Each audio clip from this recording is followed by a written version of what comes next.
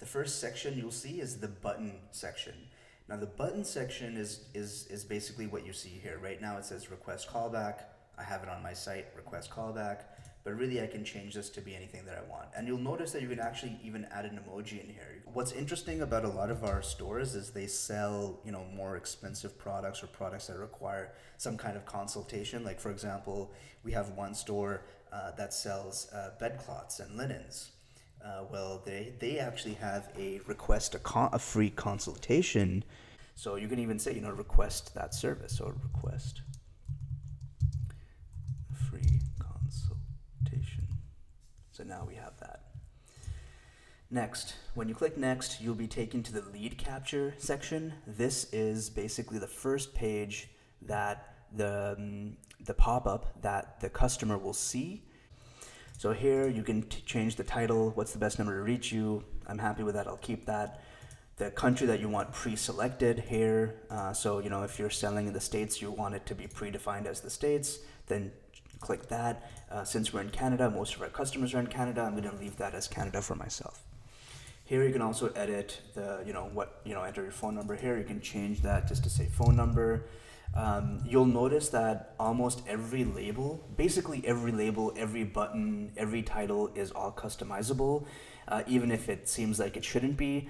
The reason why is for foreign language merchants. We have a lot of merchants in France and Germany and Japan, and they really want the ability to customize everything so that they can have it be in their local language. So that's why we have that. Next, we have the contact options. Here you'll see the label is empty. But this is where you can edit, preferred method, for example. I leave it blank just because I feel it's pretty self-explanatory when they see that link. What you'll also notice is on click, the call will be selected by default. So call will be selected by default. Although you can change the settings, and let's say you don't want to call, you only want to offer SMS or WhatsApp back, that's fine. You can just select those. Alternatively, if you just select one, it won't show anything. So in my case, if I just have it as call only, you'll see that there's really nothing here. But in my case, I really like my customer having whatever options they want. Someone might prefer SMS or WhatsApp, so I want them to have that option. Last but not least, here you can edit the copy here. I'm gonna leave this as call me back, but again, you can change this to submit request, whatever else that you want, that you would want. The next section, we have an additional info form. Now this is a new update.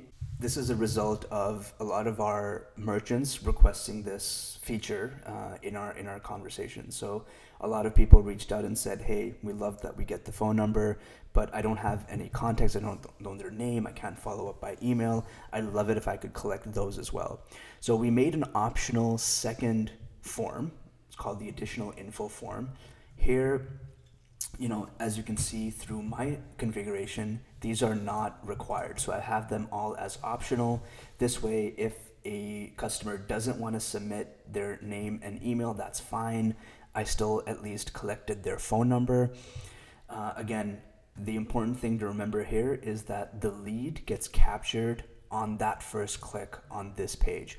As soon as a customer enters their phone number and clicks call me back, that is when Raven collects that lead and alerts you right away. Again, because that the importance of calling back quickly is really is the utility that Raven provides. So we don't want to limit that. Now, what we found is in our beta testing, most customers still end up leaving their email and name. So you don't have to hide it. If you do hide it, like for example, if you just remove all of these and you don't make email or name even an option, then you'll see that this page will not be displayed. You'll see a note here, lead capture page will not be displayed because you're not capturing any additional customer information. This page will not be included in the Raven callback flow on your live website. Now, if I do include name and email, which I like doing again because customers really, once they enter their phone number, they actually end up submitting this information as well. So I'm going to leave it there, although I'm not going to make it required. Next up, the confirmation section. This is where you edit the confirmation copy for your customers. It's good just to say thank you. It's also really important to establish some expectations for your customers on when to expect a callback.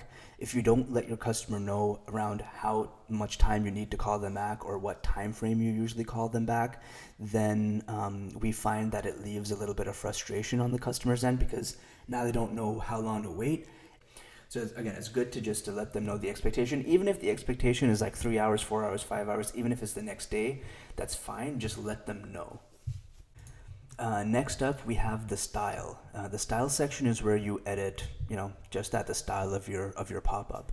Here, border radius. Border radius is basically the curve of the button and the pop-up.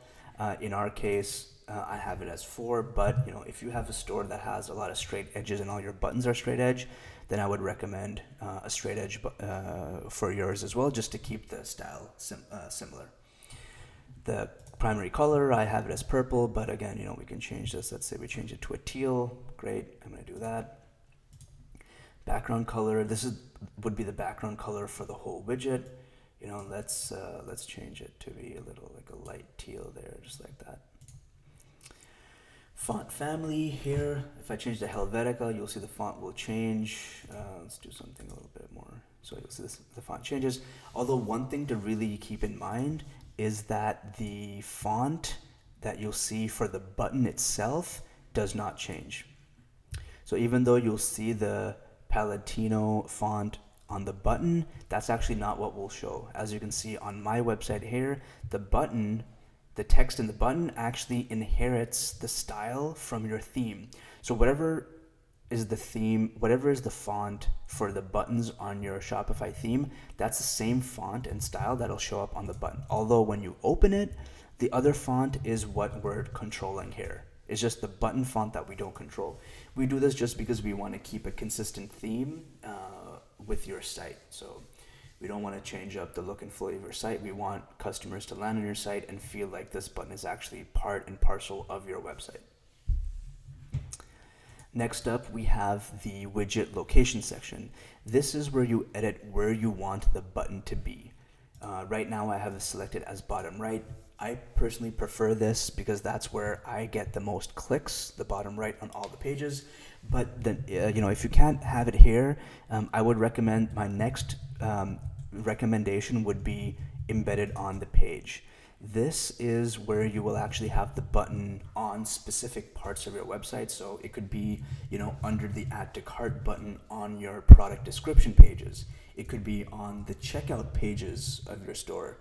I could, let's say, put it right underneath this add to cart button. I could have the, request a callback button there. Now to do that, there's another video, which you'll see this demo for how to video. There's 2 links here to click that. It walks you through how to embed that button where you want it. But for now, let's just stick with the bottom right. Next up, final thing is the settings section. This is where you edit the alert settings, basically. Right now, I have just one email account that the callback request alerts are going to. You can add unlimited number more. If you have, let's say, 10 salespeople on your team, you want to get the alerts sent to all 10. You can edit that. You can enter all 10 emails here. Keep in mind, they do have to opt into the email. So once you do send the email, remind them to opt in. Otherwise, they won't get the Raven alerts. And secondly, you can also enable Facebook Messenger alerts. Now, you can only add one person to the Facebook Messenger alerts, but it is something that I would recommend to do because the interaction is a lot richer. So that's basically it. I'm going to click save. Once I do that, I'm just going to refresh the page here, and you'll see the changes will automatically be updated to my live site. Now you can see, look, the button changed, the background color changed, all this information has changed. And yeah, you're ready to go. And if there's anything else, just let us know. Thanks.